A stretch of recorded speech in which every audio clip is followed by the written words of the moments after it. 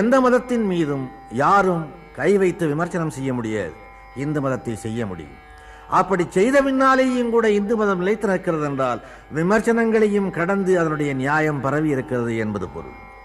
இது வெறும் சந்நியாச மதம் அன்று, வானப்பிரஸ்தத்தை மட்டும் போதிக்கின்ற மதம் அன்று, எல்லோரும் துறவியாக வேண்டும், கடவுளை அடைய வேண்டும் என்று சொல்லுகிற மதம் அன்று.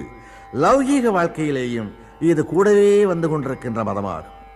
எப்படி போகின்ற பாதையிலே எல்லாம், வருகின்ற அனுபவங்களிலே எல்லாம் திருக்குறளிலே ஒரு குறள் எதிரொலிக்கிறதோ, அப்படியே மனித வாழ்வில் ஏற்படுகின்ற அனுபவங்களின் போதெல்லாம் இந்து மதத்தின் ஏதாவது ஒரு தத்துவம் எதிரொலிக்கிறது.